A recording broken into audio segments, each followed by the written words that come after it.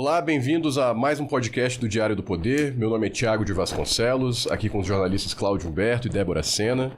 E hoje a nossa convidada é a ex-ministra da Mulher, Família e Direitos Humanos, atual senadora pelo Republicanos do Distrito Federal, Damares Alves. Senadora, muito bem-vinda, muito obrigado pela presença. Uma alegria estar com vocês. E uma honra, aí vou dizer uma coisa, tá? Posso falar? Claro, por favor, fique à vontade. Uma honra estar pessoalmente com o Cláudio Humberto.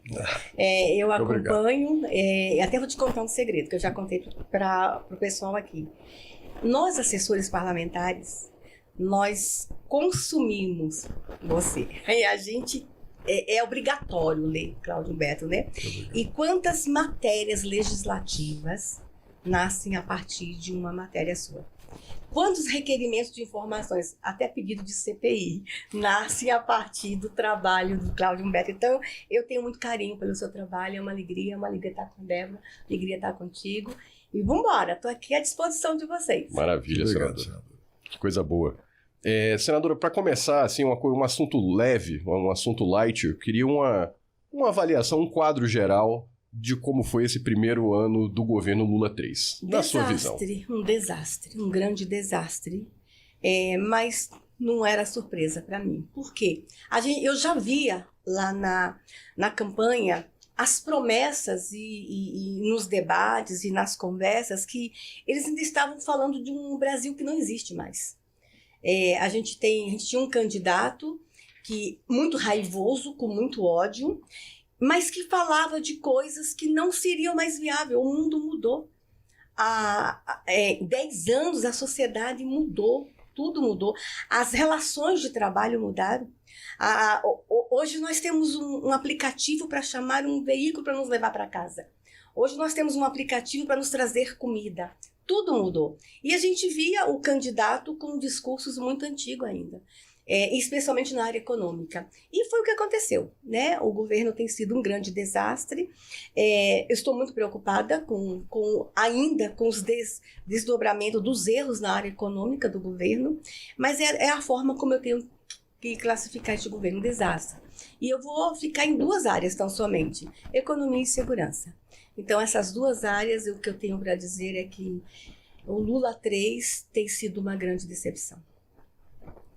Senadora, um ano depois de iniciado o governo Lula, o que a gente percebe é que é um governo que não entregou nada, né? Não conseguiu entregar nada de relevante, né? Não tem inauguração de reforma de casa de boneca, nada. Mas, de outro lado, tem muito discurso, continua mesmo aquela mesma narrativa de sempre, etc. O presidente mente muito também, né? Ele adota versões que chegam aos ouvidos dele, é aquela história do que ele repetiu agora e tomou uma trauletada, né? Quando acusou o Departamento de Justiça dos Estados Unidos de se mancomunar com os promotores e juízes do Brasil na Lava Jato, e ele tomou a resposta do Departamento de Justiça, que simplesmente mostrou o documento, a confissão da Petrobras dos atos de corrupção praticados naquele período, né? Mas, enfim, o fato é que o presidente também, do ponto de vista internacional, vem se associando ao que há de pior, né? Não só a ditaduras lamentáveis, como também tem ficado sempre do lado errado, seja no conflito de Gaza, né? Seja no conflito na Ucrânia. E assim, eu já ouço pessoas falando agora, depois que o presidente resolveu desrespeitar uma decisão do Congresso na questão da remuneração da folha de pagamentos, né, em crime de responsabilidade do presidente. A senhora concorda com isso? Concordo porque eles sabiam que aquele instrumento era indevido. Eles queriam derrubar a derrubada de um veto por meio de uma medida provisória. Isso é impossível, inadmissível. Então, dizer que foi um erro primário, não foi. Eles tentaram dar um golpe mesmo, acreditando que no final do ano e no início do ano, podendo negociar emendas, vamos mandar essa MP.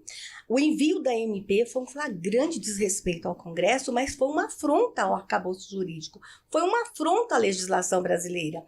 O Cláudio Humberto, eu fico imaginando um investidor que quer vir para o Brasil e que ele sabe que a decisão final é a derrubada de um veto, ok? Então ele vai, esse país tem segurança jurídica, então eu sei como que as coisas funcionam lá. Aí ele está se preparando para vir para cá. Aí ele descobre que o presidente da República quer derrubar a derrubada de um veto. Você acha que esse empreendedor vem para o Brasil? Quando a gente tem um executivo que sinaliza que não respeita a legislação. Então, nós estamos estudando entre nós, sim, sobre o crime de responsabilidade e já se configurou. Mesmo que ele retire a MP, o crime foi o envio. Mesmo que se retire. É como se eu desse um tiro em você, depois passasse um remedinho. Já configurou. Mesmo que eu me arrependa e faça um curativo, já configurou, já dei o tiro. O crime então, já se... O crime está configurado, o envio da MP. Foi tão ruim que tinha gente que dizia assim, alguém fez para sabotar o presidente. Não é possível que um governo, uma pessoa que passou por foi presidente 2 vezes, que tem uma equipe de inteligentes, intelectuais em volta dele, comete um erro absurdo. Mas eu acho que eles queriam pagar para ver. E eles vão ver. Então, a resposta do Congresso vai ser à altura. Nós estamos conversando entre nós. E a gente já está vendo aí a preocupação deles, né? A gente já está vendo a preocupação com a devolução. Mas esse é um verdadeiro ato antidemocrático. Totalmente. Eu acho que tentou novamente colocar o Congresso Nacional de joelho. Tá? Eu acho que o presidente das 2 casas tinha que ter visto isso com mais gravidade. Eu acho que a reação do presidente das 2 casas foi uma reação. Eles reagiram, mas deveria ter sido mais dura a reação. Eu acho que o Congresso tem que ser chamado no outro dia. Mandou a MP dia 2 de janeiro, todo mundo tinha que ser convocado. Volta todo mundo. Vamos discutir essa palhaçada que o governo fez.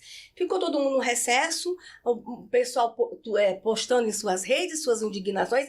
Eu estou cansada de indignação em rede. Eu preciso fazer esse desabafo. Eu esperava, assim, que a gente tivesse reações mais concretas. Eu vejo nossa oposição, e aqui eu corto muito na carne, eu vejo a nossa oposição muito ainda com nota de repúdio, manifestações de desagravos, e quando não são de desagravo é de repúdio mesmo, quando não questionando, indignação, videozinhos muito bravos, mas eu acho que nesse episódio, dia 2, tinha que estar todo mundo em Brasília, dizendo aqui, Congresso, respeite o Congresso Nacional, e isso não aconteceu. Você acha que talvez esse clima de indignação, assim, que tem muita espuma, né? Falta muita ação, talvez, uma consistência maior nas atitudes por parte da oposição, mas aí trazendo um pouco para os fatos da semana passada, onde teve operação da Polícia Federal na casa do deputado Carlos Jordi, líder da oposição na Câmara, e ele falando com a gente na semana passada, acusava o governo de perseguir a oposição, e que a oposição um pouco vítima desse bafo no cangote constante que o governo petista impõe. O que a senhora acha? Acha que... O Jordi tem razão. E eu quero lembrar a busca e apreensão na casa do presidente da República por causa de cartão de vacina. Lembram? E agora não conseguiu provar. Tá? Não era cartão que eles queriam, era o telefone. Na casa do Jordi agora, gente, eles não queriam constranger, não. Eles queriam o telefone. Por quê? É no telefone do Jordi que estão as conversas e estratégias de atuação da oposição. Aquele telefone do Jordi vale milhões para o governo. Então, é de fato uma perseguição à oposição. O que esse povo está falando? O que esse povo está armando? Gente, ele é o líder da oposição. Eu já fiquei muito preocupada, Cláudio Humberto, quando fizeram isso com o Marcos Duval. Marcos Duval, nós temos um grupo, gente, nós nos falamos por WhatsApp. Nós temos um grupo de oposição e é ali que a gente conversa estratégias. Quando pegam o telefone do Marcos Duval, eu disse, meu Deus, vamos saber tudo que a gente está armando, no bom sentido. Vamos saber todas as nossas estratégias, mas vamos saber também nossas conversas. Você não acha que num grupo de oposição a gente às vezes manifesta indignação? Eu xinguei naquele grupo muito. Xinguei. Eles pegam o telefone, quando eles pegam o telefone do Marcos Duval, um parlamentar, eu estou exposta. Então, pegando o telefone do Carlos Jordi, toda a oposição está exposta ali. Então, assim, é uma perseguição, de fato. O que aconteceu com o deputado Carlos Jordi foi ruim. O que aconteceu com o presidente Bolsonaro foi ruim. O que a gente está vendo hoje, eles estão usando o poder judiciário para perseguir. E nós vamos ter que nos preocupar cada vez mais com isso, e a gente vai ter que dar um freio. Ou a gente vai ter que chamar todos os poderes e já deu, já fomos longe demais e vamos zerar tudo e começar do zero. Porque se continuar do jeito que está, quem vai perder muito é o Brasil. Quem vai perder muito é a população. Porque com essas brigas, Cláudio Humberto, coisas sérias estão ficando para trás. Nós estamos em 2024, que é o ano que nós vamos escrever o Plano Nacional da Educação. E tá tudo muito tenso. Agora a gente volta dia 5, vamos ficar quanto tempo brigando por causa do telefone do Carlos Jordi? Quanto tempo perdido? Quantas energias perdidas? Minha assessoria agora vai ficar trabalhando em cima disso. Então, a gente tem tanta coisa para fazer, nós temos tantas entregas que a gente precisa fazer em 24. E aí a gente vai ter um período curto, porque é um ano eleitoral. A partir de julho está todo mundo longe. Quando volta é só orçamento. Então nós vamos ter um semestre para fazer a entrega do Plano Nacional da Educação para o país. E aí a gente fica brigando, cada vez mais tensão. Quem está perdendo lá na ponta é o povo.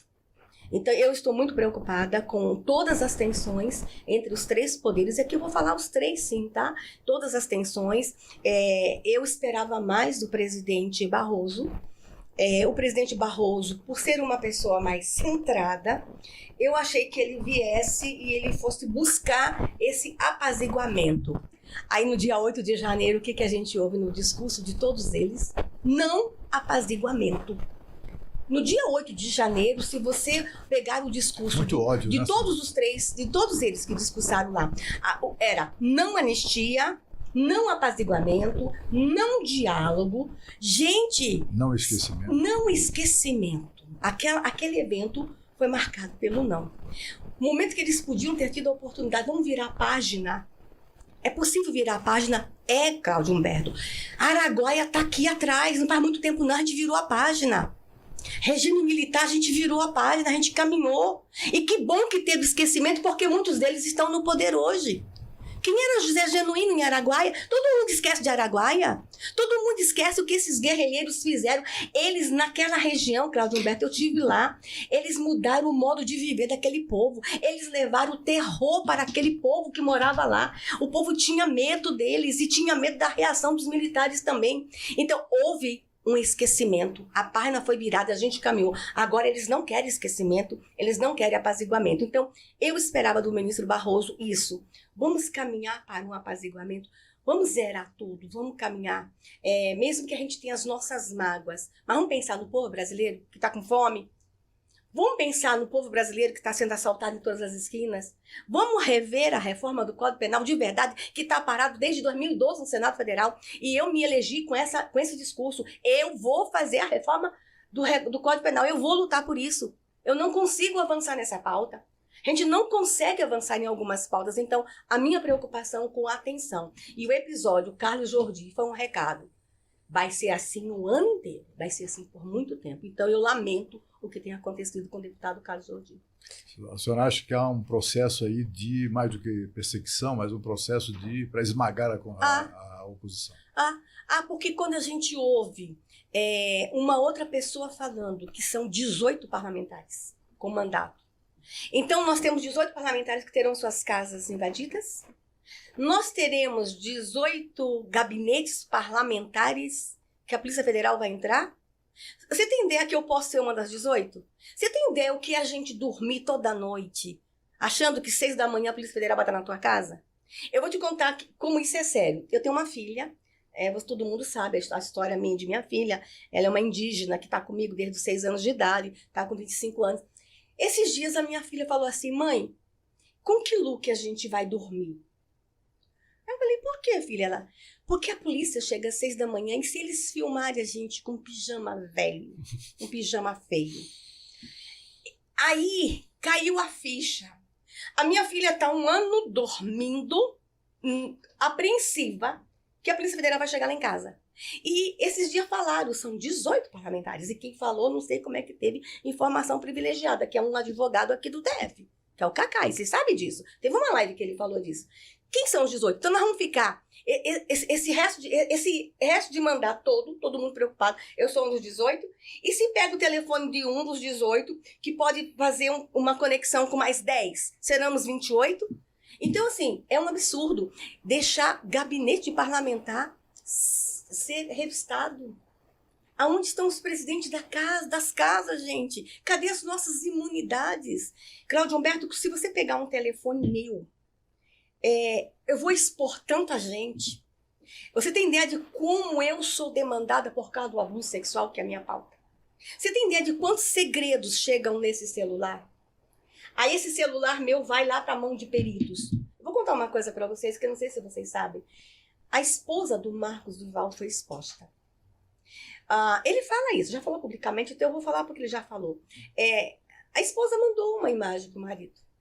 Gente, o casal tem sua forma de se relacionar. Na CPMI, eu li coisas que eu não queria ler. Foram muitos segredos, foi a quebra de sigilo de muita gente. Quebrou sigilo de casais. Eu e a minha assessoria nós tínhamos uma salinha no gabinete para a gente ler. Teve um final de semana que eu e a minha assessoria lemos 4.000 documentos. A gente viu troca de carinho entre marido e mulher. E eu me encontro com essa mulher no Congresso. Eu me encontro com esse homem. É muito ruim. A esposa do Marcos Duval, ela mandou fotos pro marido. Essas fotos vazaram. Muita gente viu essas fotos. Se o meu celular for buscado, porque eu sou uma suposta terrorista, eu vou colocar vidas em risco. Tem mensagens aqui de pessoas pedindo socorro. Tem mensagens que eu estou conduzindo de uma forma muito madura. Tem pessoas tentando suicídio falando comigo. E que eu tenho que buscar um psiquiatra, buscar uma ajuda. Você imagina o meu celular sendo buscado? É o que aconteceu com o Carlos Jordi. Carlos Jordi falou com a base. Bolsonaro falou comigo. Bolsonaro falou muito comigo naquele período. Então, assim, eu estou realmente muito preocupada. E esse gatilho nasce quando a minha filha pergunta com que pijama nós vamos dormir. Então, nós somos 18. Cacai disse que tem 18. Quem são? Todos nós agora estamos apreensivos. Vamos chegar na nossa casa. Agora, senadora, por falar em perseguição, o primeiro ano do governo Lula 3 foi o ano em que o PSOL pediu a cassação do seu mandato. E eu assisti uma fala no seu YouTube dizendo que a esquerda não quer a senhora senadora, que o crime organizado não quer a senhora senadora. Eu queria que a gente falasse um pouco sobre essa declaração, senadora, porque nós estamos percebendo um notável empoderamento das facções criminosas sobre o Brasil. Então, como é que a gente faz a aplicação dessa frase para entender esse tipo de perseguição? Olha, quando eu assumi como ministra, eu me lembro que 2 dias antes da minha posse, eu estava na feira comprando um óculos. Na correria da transição, eu fui a última ministra a ser anunciada, eu só tive 20 dias para escrever todo o regimento interno, toda a parte da medida provisória sobre o nosso ministério. E eram 8 secretarias nacionais, né? E foi muito corrido. E eu não tinha óculos para ir para posse. Aí eu fui comprar um óculos numa ótica que fica lá na feira. Quando eu estava lá na ótica, o telefone tocou. Era uma agente da Polícia Federal. Onde a senhora está? Eu disse, estou na feira. A senhora é louca? Por quê? A senhora não viu as matérias? Tinha uma ameaça de bomba para mim e para o Bolsonaro. Inclusive, esses artefatos foram encontrados numa igreja em Lusiânia. Vocês lembram disso? Uhum. E essa ameaça era para Bolsonaro e a Bolsonaro de saia. E aquilo foi levado muito a sério porque Bolsonaro tinha sofrido um atentado fazia 3 meses. E eu fui tirada da feira e da minha casa eu fiquei 3 meses em um hotel. Porque as ameaças eram o seguinte, nós temos que matar a ministra conservadora do Ocidente que prega valores. Do Ocidente que prega valores. Ninguém entendia. Mas depois foi identificado que era a Sociedade Silvestre de alguma coisa.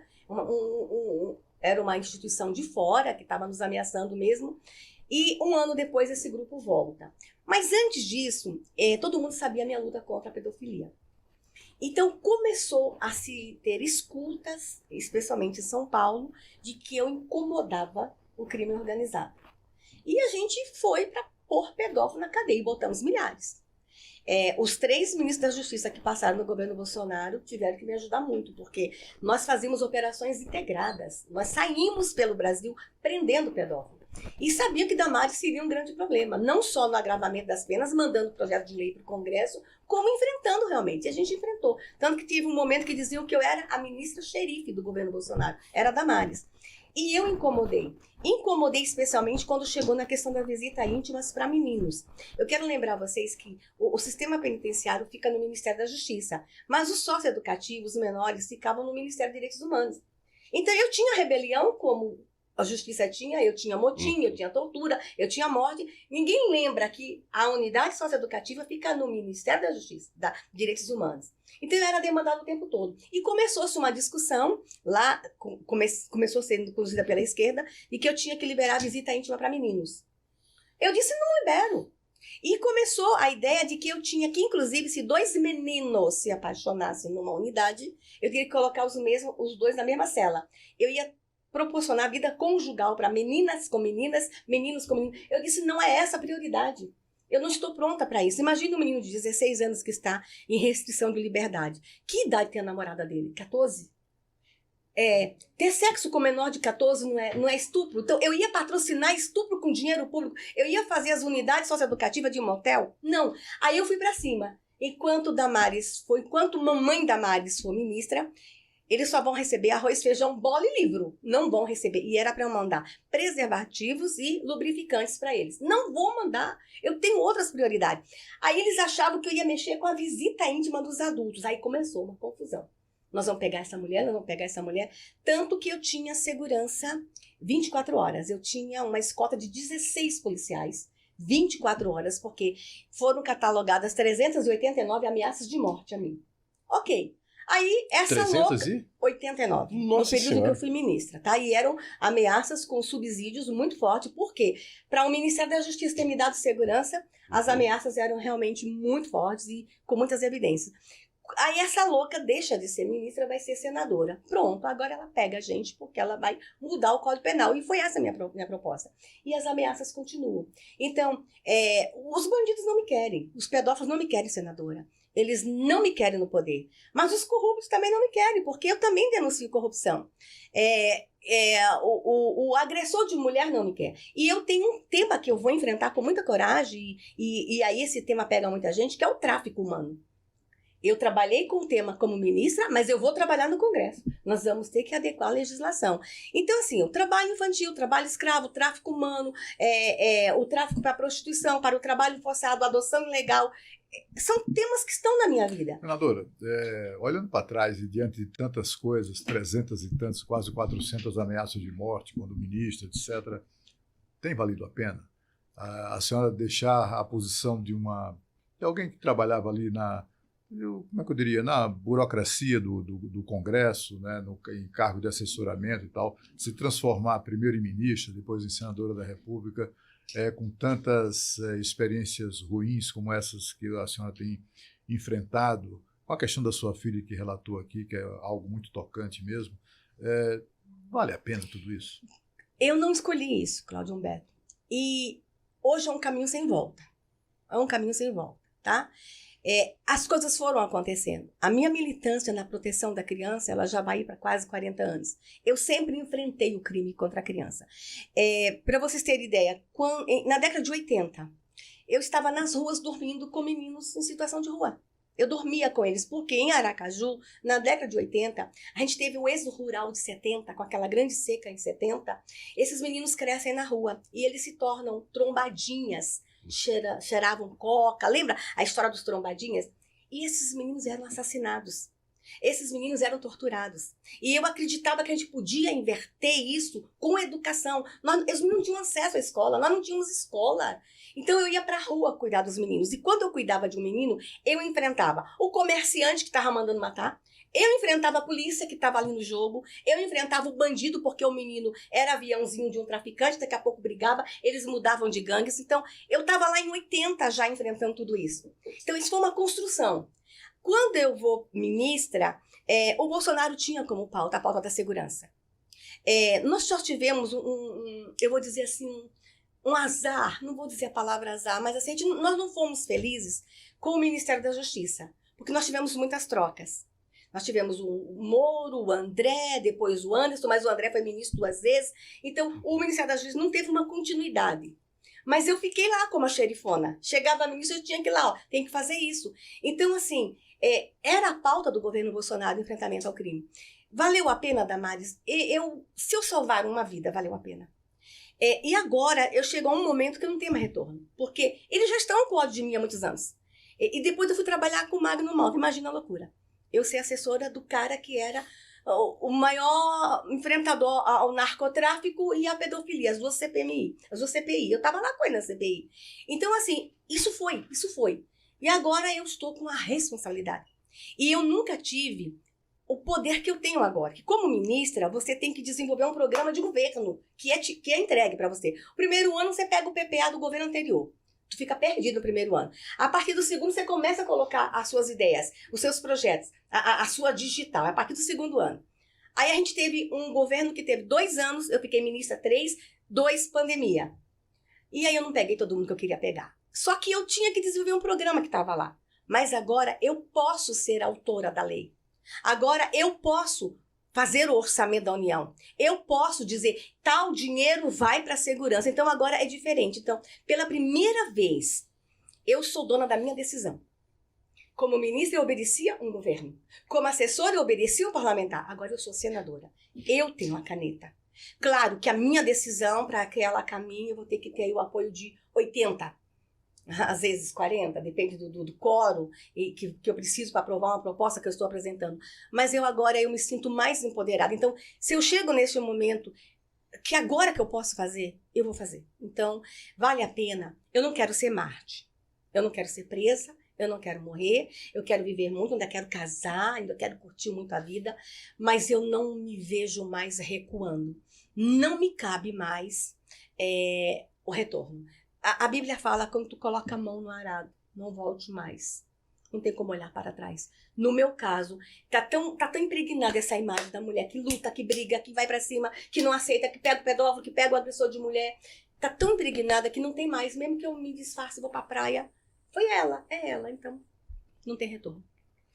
A questão da causa Yanomami, a gente teve agora um estudo que mostrou que as mortes cresceram.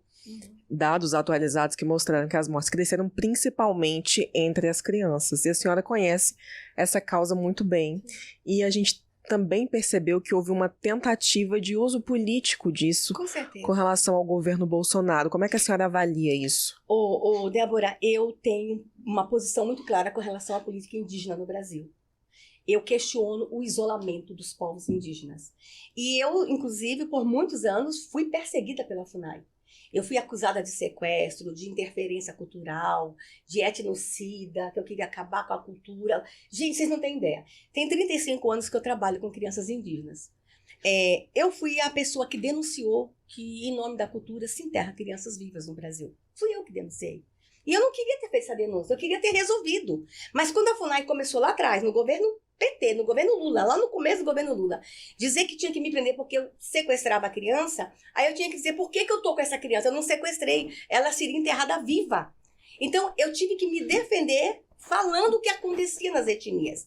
Então, eu tô aí há muitos anos questionando por que o nosso indígena no país tem que ficar pelado no mato com uma pena na cabeça? Por que nós temos que ter um grande zoológico humano no país? Isso não cabe mais. Antropólogos, especialmente os financiados por instituições estrangeiras, não toque, não mexe na cultura. É tão grave. Eu vou te contar um episódio com o Yanomami, mas muitos anos atrás. Eles estavam com frio, uma área ali muito perto da Venezuela, estavam com muito frio, e eles estavam morrendo de frio. Uma instituição filantrópica em São Paulo fez uma campanha e mandou cobertores para agasalhados de Yanomami. O cobertor chegou até a base da FUNAI. FUNAI agradeceu, foi embora, mandaram botar fogo, acabar com os cobertores. E perguntaram por que não dá o cobertor, as crianças estão com frio. Não faz parte da cultura deles. Quer dizer, o frio é cultura. Proteger do frio não pode. Então, morrer de frio é cultura. por exemplo, por que existe o infanticídio indígena? Não é fácil, e ainda hoje os Yanomamis matam crianças, não é fácil uma mãe Yanomami estar com 2 bebês amamentando ao mesmo tempo, porque o Yanomami, ele é nômade, ele muda, a comunidade, ela muda, tá? Então, imagine uma mãe Yanomami com um menino de 3 anos, com deficiência, nas costas, e outro bebê mamando. Ela não consegue caminhar. Então, eles eliminam crianças com deficiência. Eliminam também crianças do sexo feminino, né? Nós temos etnia que a mãe... Havia aqui em Brasília, não sei se ainda há, uma casa de acolhimento, de tratamento, de Foi eu que fundei a casa. Inclusive de crianças indígenas em situação de risco de serem eliminadas, né? Por isso que eu era chamada de sequestradora, porque as mães fugiam para cá e eu acolhia. A nossa chácara fica no Gama. Ainda hoje existe a chácara, e como algumas cresceram, nós temos casa no Gama, algumas estão na faculdade, cresceram, estão lindas, algumas em cadeira de roda, mas estão lá, elas estão vivas. Então, é difícil para uma mulher Yanomami carregar uma criança com deficiência. E o Estado fecha os olhos para isso. Ela enterra essa criança. E eu não aceitava isso. Por que a criança branca aqui na cidade tem escola para criança com deficiência? Tem escola para criança com autismo? Tem escola para criança com albinismo? E por que uma criança com albinismo na aldeia enterrada viva? Você já viu índio com albinismo? Mas nascem. Só que eles acham que a maldição enterra essa criança viva. Então, esse isolamento de manter culturas nocivas, eu me levantei contra. E por muitos anos eu fui criticada pela esquerda. Por quê? Na hora que eu quero proteger essa criança, eu obrigo o Estado a estar presente.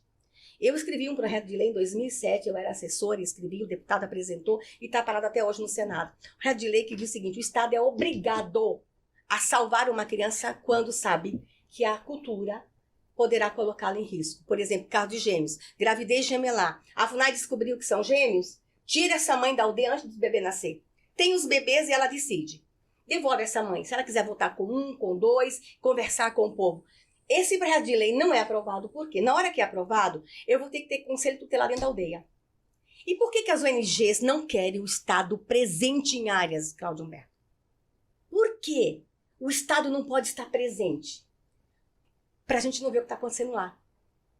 O que está acontecendo lá? Horrores. Nós já tivemos em áreas indígenas, em área de fronteira, treinamento de guerrilhas na América do Sul. Você sabia que nós temos meninos ticuna que foram levados pela Farc? A Farc levou nossos meninos ticunas da Amazônia embora como guerrilheiros? Ninguém fala sobre isso. Então, a ausência do Estado. Então, vamos manter o índio isolado, o Estado não precisa ir lá, eles que morram. Eu sou contra isso.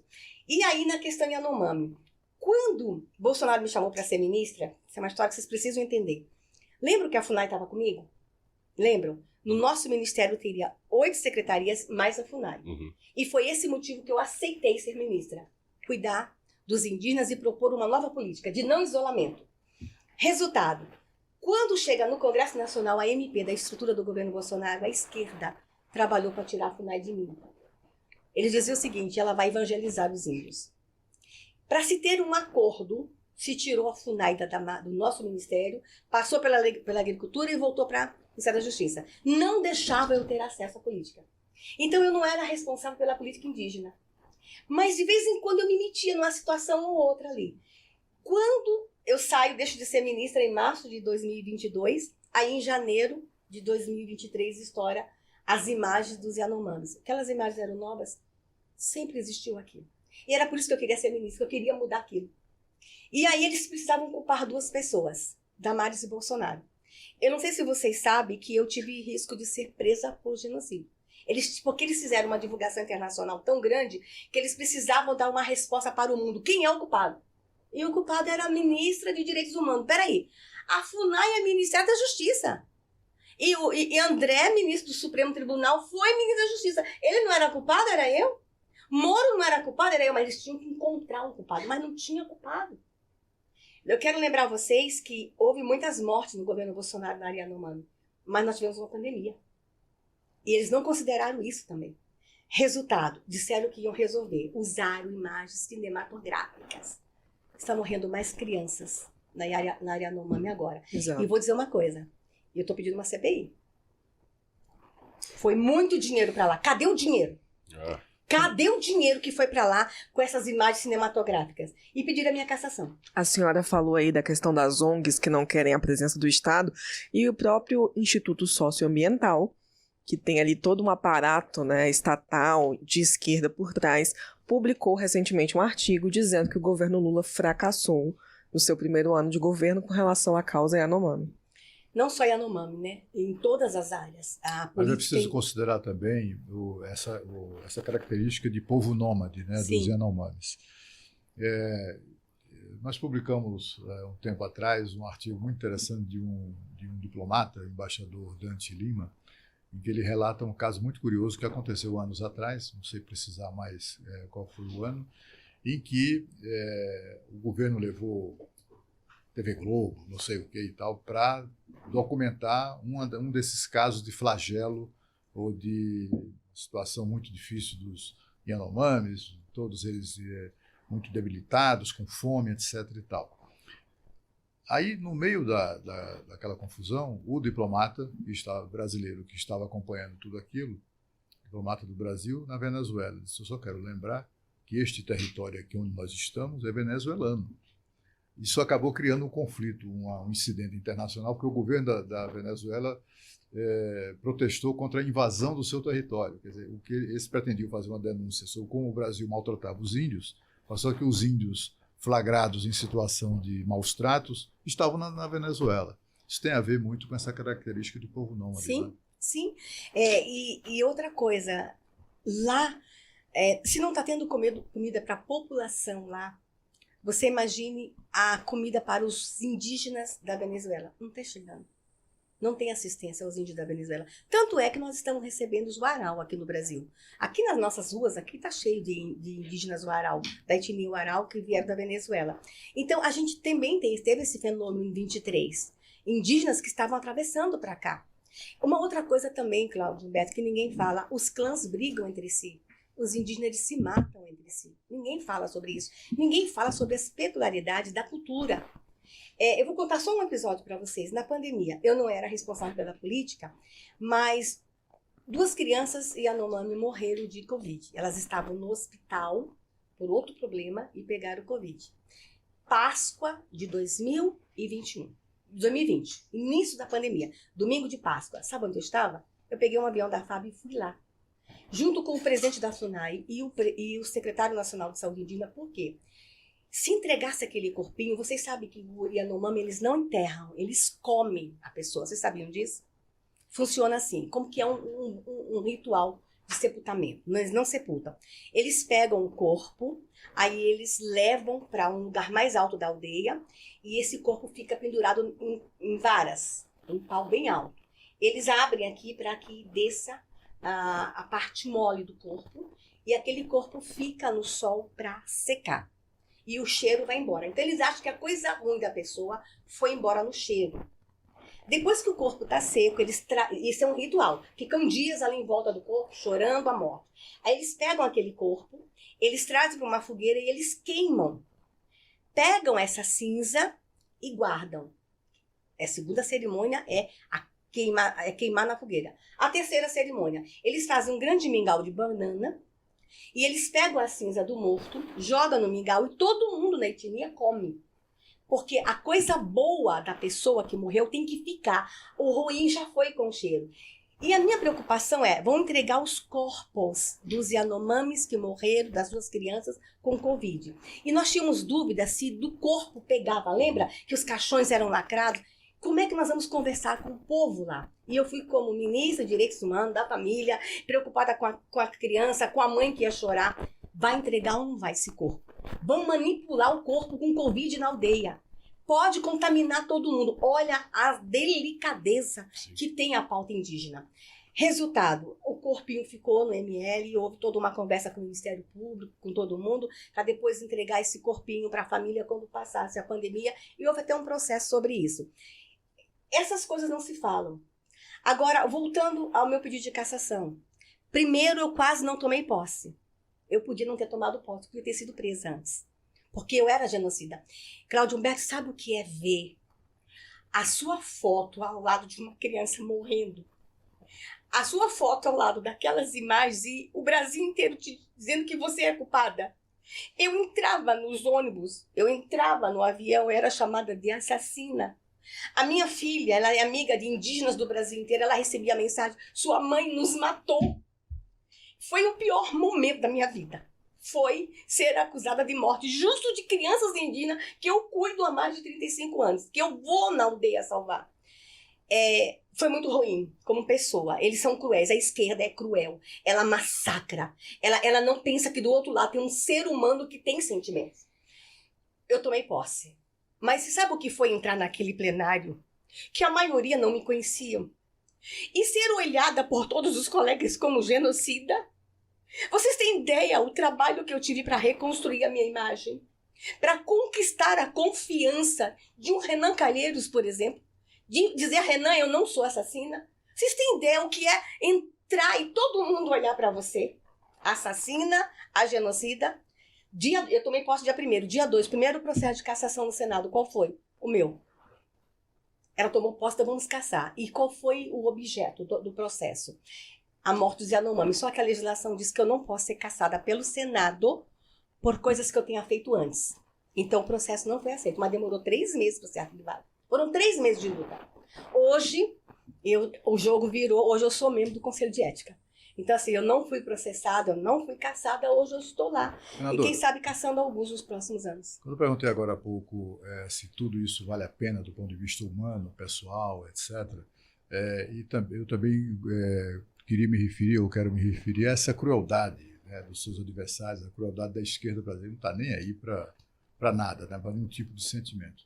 Uma das coisas que mais me chocaram na vida tem a ver com a senhora. Foi exatamente uns anos atrás, quando a senhora abriu o coração de uma maneira que é rara de se ver e contou ter sido vítima de abuso sexual quando era criança. E a senhora, por não ser de esquerda, por ser de direita, a senhora foi ridicularizada por isso. O tempo todo. Então, eu queria que a senhora contasse ainda hoje, Paulo, como a senhora lidou com isso. Porque ainda foi hoje algo assim, uma demonstração de ódio e de crueldade rara de se ver. Deixa eu te falar, você sabia, porque eu contei essa história do abuso no meu ambiente de igreja. Na igreja a gente conta nossas histórias. Aí vazou um vídeo, né? Vazou um vídeo, a esquerda editou e só colocou aquela palavra assim: eu vi Jesus no pé de goiaba. Eu estava contando a história que quando eu tinha 6 anos eu fui estuprada.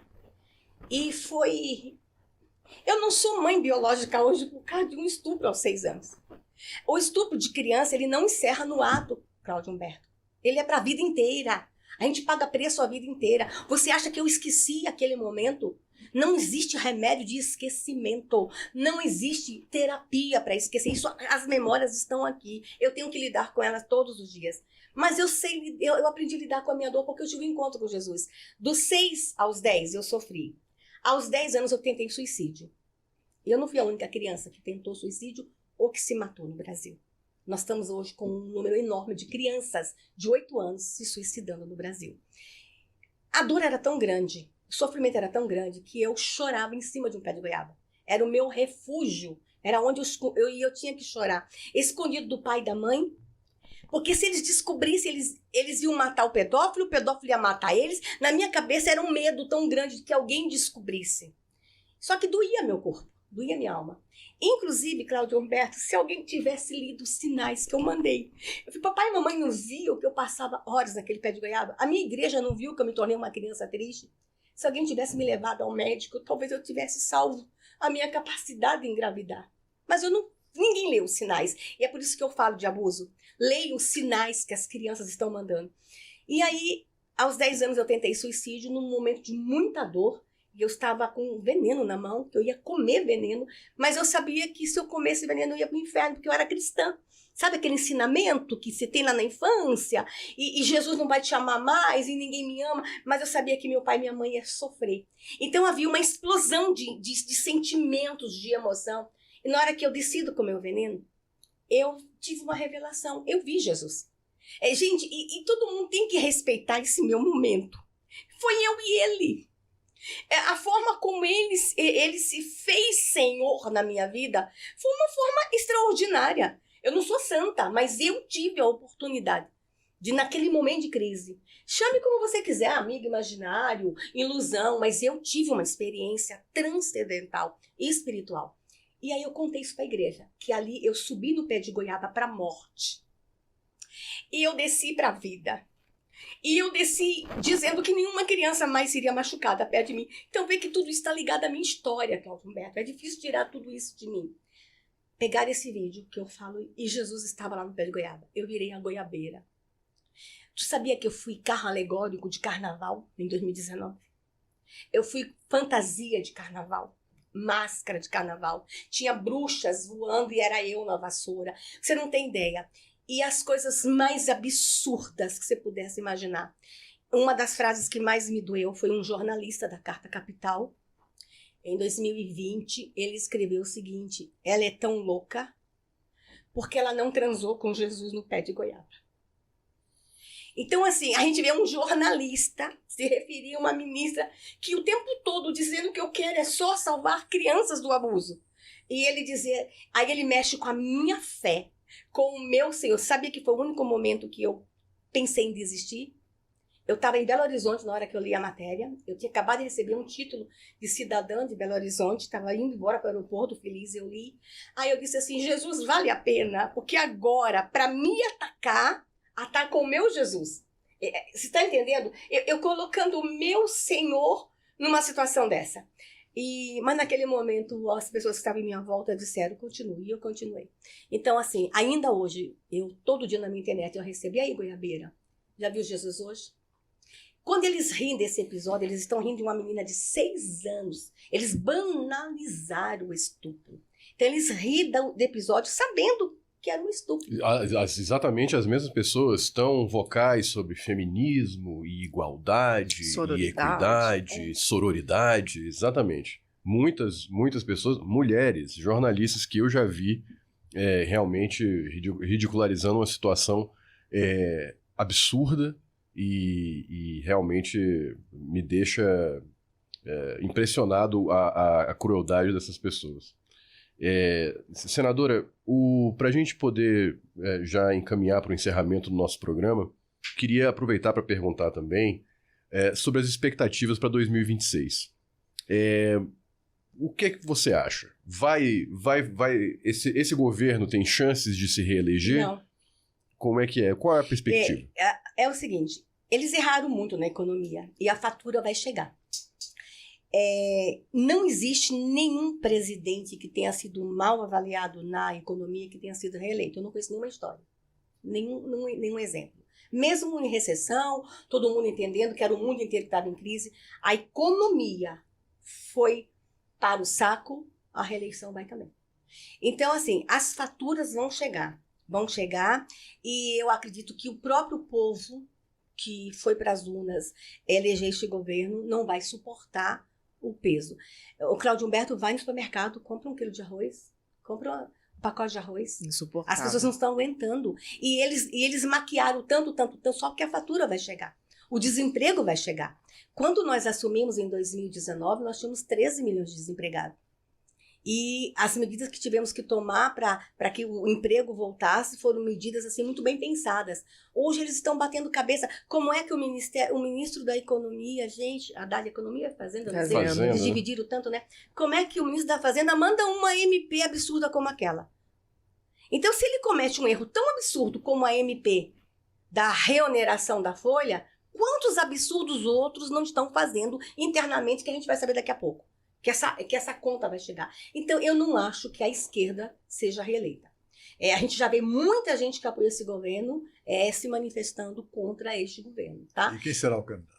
Olha, a gente vai ter que ter um nome aí de peso. Damares. Tá? Você sabe que já falaram algumas vezes. E a esquerda tem medo de mim por conta disso. Porque, de uma certa forma, Cláudio Humberto, eu falo com o povo. Quantas mulheres, quando eu falo do abuso, se identificam comigo no Brasil?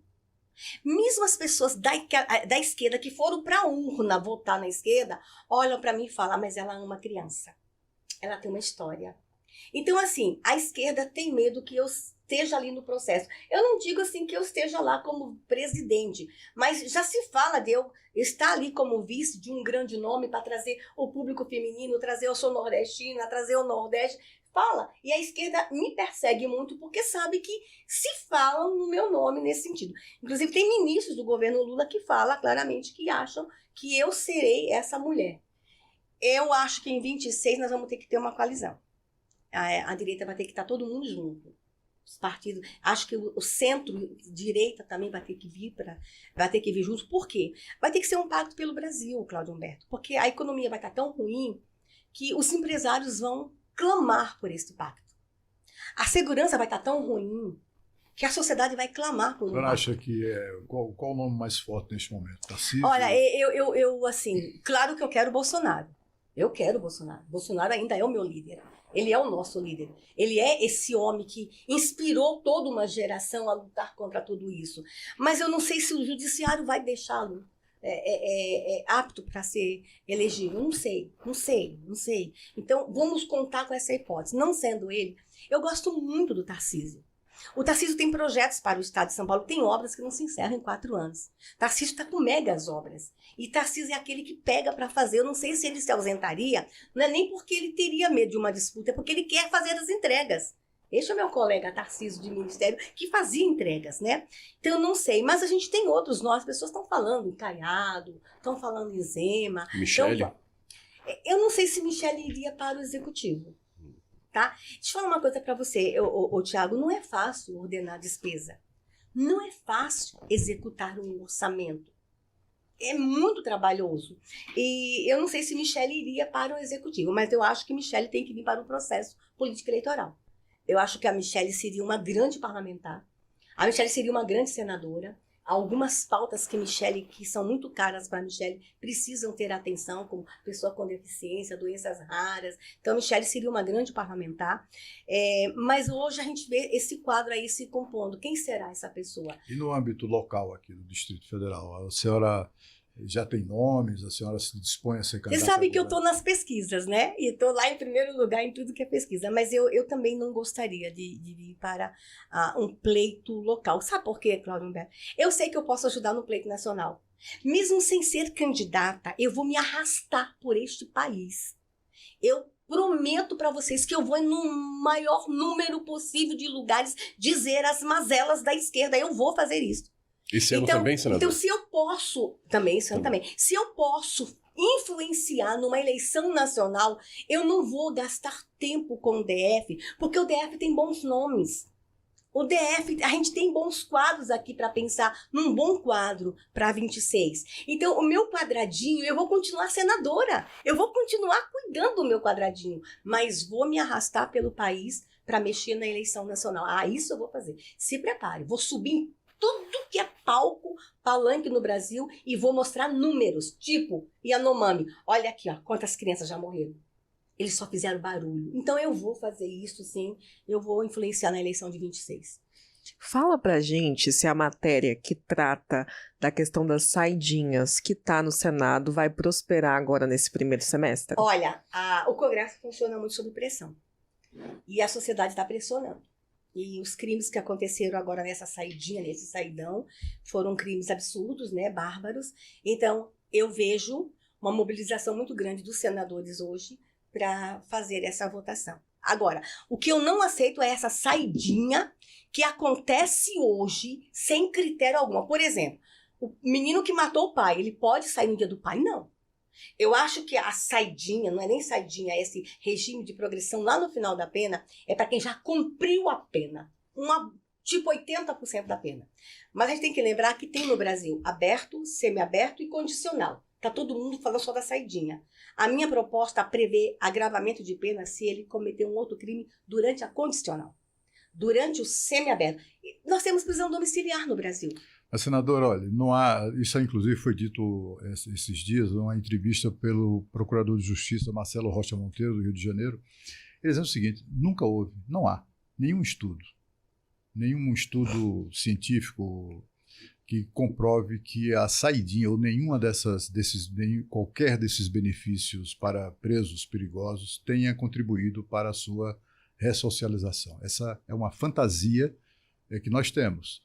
E liberando o cara antes do cumprimento da pena, para que ele passe uns dias em casa e volte, não sei o quê, tudo isso é uma fantasia nossa, porque, afinal de contas, são pessoas que cometeram, se estão em regime fechado e cumprindo pena longa, é porque cometeram crimes gravíssimos, gravíssimos, porque só vai para a cadeia no país, no Brasil, quem comete crime muito grave. Muito grave. Né?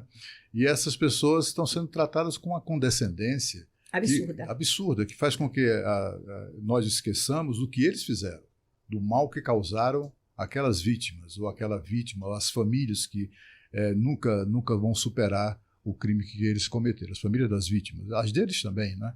E é por isso que há um clamor aí para que o país possa endurecer mais as penas, as punições.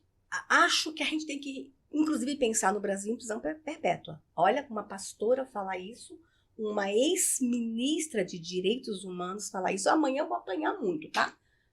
Na hora que hater de todo lado a senhora tem, né? Mas veja só, mas a gente já pode começar a pensar nisso no Brasil. Mas vamos ver os Estados Unidos, o Cláudio Humberto. Eles têm a condicional. As pessoas vão para a condicional com um agente de condicional acompanhando. Não tem como tirar daquele que tem direito a condicional o direito. Nos crimes hediondos, eu não sou a favor nem de condicional, nem de semiaberto, nem de progressão de pena. Não sou. Por isso que eu já pensei algumas vezes, quem que vai apresentar a PEC para a gente mudar aí, quem vai mudar essa questão da cláusula pétrea com relação à prisão perpétua no Brasil? Eu acho que a gente está caminhando para esse momento, tá? Nós estamos caminhando. Mesmo naquele caso, assim, o crime não grave e que a pessoa tem o direito de se ressocializar, ele vai para uma condicional. Não vai poder tirar esse direito dele. Então, esses ingredientes vão ser muito discutidos. Aí você fala assim, então, não vai acabar a saidinha? A sociedade está pressionando mais. Eu acho que a saidinha acaba. E acho que vai ter que rever quanto tem ou não direito a condicional no Brasil. Os crimes graves terão, vai ter que aumentar a pena, vamos ter que pensar em prisão perpétua, vamos ter que rever. Eu sou contra o desencarceramento. Completamente contra. Fui muito criticada quando ministro de Direitos Humanos por conta disso, mas assim, vai passar logo no Senado? Eu acho que vai passar, mas vai ainda ser muito discutido dentro do Senado Federal. Talvez não. Eu estarei lá para aprovar. Talvez não no primeiro semestre. Não, mas eu estarei lá para aprovar, porque do jeito que está, não pode. A exemplo das audiências de custódia, Cláudio Humberto, o que essas audiências de custódia viraram? Né? É absurdo as audiências de custódia. Então, nós vamos ter que rever. Agora, acho que a gente vai ter que fazer um pacto grande pela segurança pública. Não é só a saidinha, Débora. Toda a legislação vai ter que ser consolidada. Adianta eu reformar o Código de Processo Penal, porque as penas e a execução de pena está no Código de Processo Penal, e não ter um Código Penal atualizado? Nós vamos ter que fazer isso junto. Uhum. O nosso Código Penal, a última proposta, Cláudio Humberto, claro, o Congresso está todo dia produzindo leis penais, mas não há uma consolidação. Eu vou dar um exemplo para você vai entender. Quando ministra, eu trabalhei com operações unificadas para enfrentar a violência contra a pessoa idosa. A gente ia na casa, pegava o torturador e levava para a cadeia junto com o idoso. Chegava dava menor potencial ofensivo, porque não era tortura, era lesão corporal. Muitas vezes ele fazia um acordo lá, pagava uma cesta básica e ia embora. Mas na Operação Maria da Penha, que era contra a mulher, bastava ter uma ameaça. Eu não tinha nem marca, eu tinha uma ameaça. O cara já ia preso. Por quê? A Lei Maria da Penha, ela traz procedimentos muito rígidos e ela traz uma penalização. O Estatuto do Idoso não. Então está na hora da gente parar tudo, Cláudio Humberto, e a gente fazer uma consolidação de todas as leis e reformar o nosso Código Penal, pensando, por exemplo, nos novos crimes, os crimes virtuais. Esses crimes precisam ser penalizados. Nós aprovamos agora no final do ano uma lei que fui eu que escrevi e não podia dizer, olha só, não podia dizer que foi eu que escrevi. O autor é o deputado Osmar Terra, mas fui eu e ele que escrevemos o texto inicial. E dentro da Câmara tramitou com todo um trabalho nosso, mas eu não podia aparecer. Porque se eu aparecesse, não aprovava. Acredita nisso? Quando chegou no Senado, eu me fiz de besta para aprovar. É uma lei que nós aprovamos agora, é a Lei 14.811, que agrava a pena contra o pedófilo. Nós estamos criminalizando o cyberbullying, o bullying. Boa. É uma lei maravilhosa. Mas é uma lei. Eu queria que todo o Código Penal tivesse sido reformado. Mas a gente aprovou. Nós temos no Brasil, a partir de dezembro agora, na verdade o Lula sancionou agora, e o medo, eu não podia aparecer para o Lula não vetar. E o medo do Lula vetar. Então, no dia que aprovou no Senado, eu fazia carinha de boba, assim, querendo pular dentro do Senado. Inclusive, não fui eu que pedi urgência, eu pedi urgência em uma comissão, mas lá no plenário e outros colegas falar com o Pacheco, o Damari não pode aparecer, senão eles não aprovam. Que coisa. Que Muito coisa. bem. Maravilha. Senadora, muito obrigado. Muito obrigado. A gente já chegou no nosso tempo, estamos aqui há 1 hora. A conversa foi ótima, muito, muito boa, adorei. E fique à vontade para falar o que quiser, mas a gente está chegando no final. Eu só quero dizer o seguinte, apesar de todos os desmontes e apesar de todas as coisas ruins que têm acontecido, eu preciso deixar uma palavra de esperança. A esperança para o Brasil. Nós somos 32 senadores, tá? Esses 32 senadores, eles votaram os 32 contra a eleição do Pacheco. Quando chega lá no Dino, 31 votos. Com 2 abstenções, na verdade foram 33, tá? Nós nos mantivemos unidos dentro do Senado Federal. O que nós vamos ter que ter cuidado com a eleição para senadores em 26. Nós vamos ter que ter um Senado mais fortalecido. Então, a minha palavra é a esperança. Os senadores não estão ali adormecidos. Há esperança para a sociedade. Eu acho que essa é uma nação extraordinária, uma nação incrível. E creio que essa nação tem um Deus poderoso que está cuidando dessa nação. Esse momento ruim vai passar. Então, que as pessoas, por favor, mantenham o ânimo e mantenham a esperança. É o que eu tenho a dizer e eu quero agradecer a oportunidade. Imagina, Estar nós com que vocês. agradecemos. Não sei se era tudo isso que vocês queriam. Foi ótimo, Eu ia a falar gente tantos queria... números, acabei falando mais do coração. Mas é do assim que é dos bom. números, né? Mas muito obrigado por essa oportunidade. É a primeira de uma série de conversas. Exatamente, espero a gente Muito receber obrigado. aqui várias vezes. Muito obrigado mesmo.